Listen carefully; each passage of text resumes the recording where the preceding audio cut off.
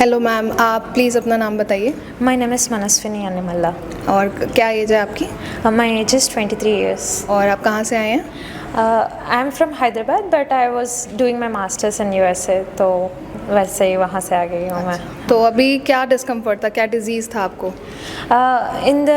When I was 22, I was feeling a lump in my right breast, but I have never showed it anywhere. But when I came back to India, मतलब masters के बीच में जब आई थी break में, दिखाई थी doctors को. I did not have any discomfort. मतलब my breast used to look very normal and मतलब बस lump जैसा लगता था. तो when I went to my gynaec, ultrasound किया, पेट स्कैन किया, उनके बाद मुझे पता चला I am having this stage 2 cancer, मतलब अर्ली स्टेज है ऐसे बोल के. But at that time we did not know about this HIIMS, so हमने यहाँ पे नहीं आए थे, जल्दबाजी में हमने सर्जरी करवा लिया. फिर सर्जरी होने के बाद में पहले वो लोग बता रहे थे ऐसे कि कीमो का ज़रूरत नहीं पड़ेगा, हार्मोनल थेरेपी से ठीक हो जाऊंगी. बट वो सर्जरी होने के बाद फिर ऐसे बात पलटा दिया कि कीमोथेरेपी चाहिए, 6-18 कीमो ऐसे साइकिल्स चाहिए बोल के. तो पापा मम्मा सब लोग डर गए थे. आई वॉज कन्फ्यूज, मतलब मेरा पढ़ाई बीच में छूट गया, यहाँ पे आ गई हूँ, क्या हो रहा है बोल के.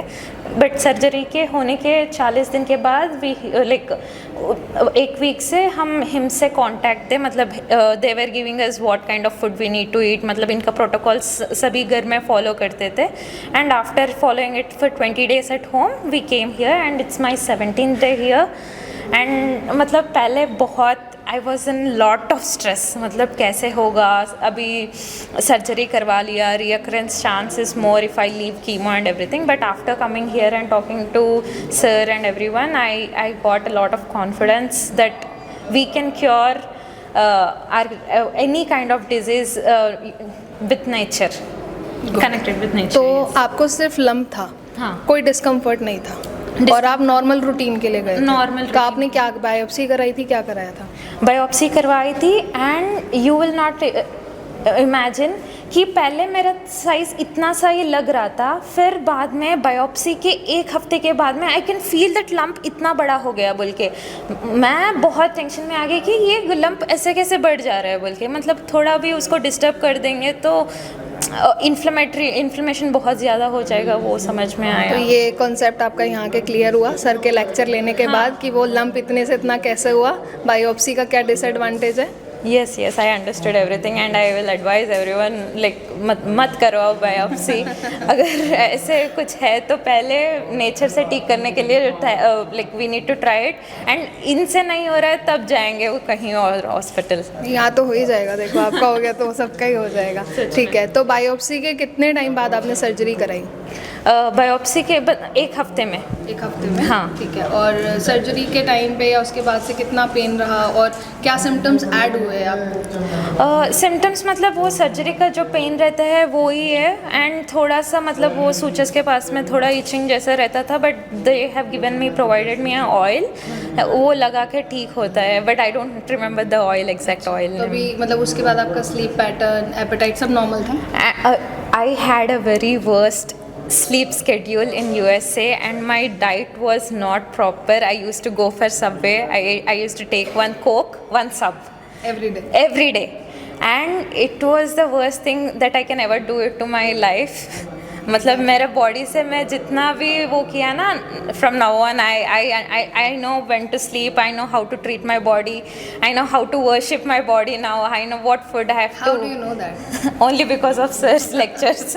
It is helpful to you. Very much helpful. And इससे पहले I used to even in USA when I was there, I used to get tired up. मतलब I used to go to my lab, I used to work in my lab.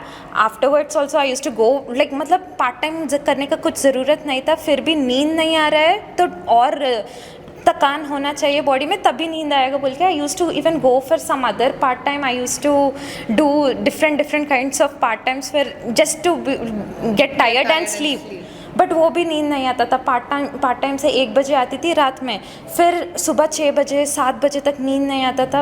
And after coming here मतलब तीसरा दिन से ही मेरा पूरा sleep schedule सही हो गया, मेरा बाउल मूवमेंट सही हो गया, everything got करेक्टेड। तो क्या लगता है आपको 3 दिन में क्या चीज़ थी ऐसी जिसने मैजिकली वर्क किया आपके ऊपर? One thing is sir's words, मतलब वो पॉजिटिव वर्ड्स से, एक तो पहले दे ज्वाइन होने से पहले you whatever the speeches I heard before coming here and even after coming here, yoga master use to tell so many things. मतलब थोड़ा पहले first 2 days mummy was back of me कि चलो चलो we need to go for this, we need to do this, but from 3rd day onwards I was doing everything by myself. मतलब हाँ, this is the right way how we have to live a life. मतलब इनमें तो जीना सीखो को आके जीना सीख लिया मैंने, and I am really happy for तो दिस। जो BIC सर का प्रोटोकॉल है उसमें आपको सबसे बेस्ट चीज़ क्या लगी?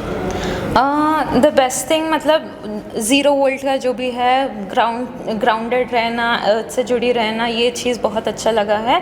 And also about the hot water immersion therapy, उससे भी बहुत मुझे वो रिलैक्सेशन फीलिंग, मतलब मुझे पेन तो नहीं था but the relaxation feeling was good. और डाइट के बारे में क्या बताना चाहोगे आप? क्या क्या पॉइंट देना चाहोगे डाइट के लिए? Diet, yes, first initially few days it might be, मतलब हम जिंदगी में कभी ऐसे नहीं डाइट किए, मतलब हर तो आप दिन, रोज सबवे और कोक ले रहे हो और फिर एकदम से ऐसी diet, it's a drastic change for you. हाँ, इट्स अ ड्रास्टिक चेंज। तो फ्यू डे मतलब जब घर में स्टार्ट किए थे ना, घर में I used to be very much irritated, frustrated कि क्या लगा रहे हैं मुझे ऐसे बोल के, but the diet is the one thing, now I will do it for my lifetime. Wow, great.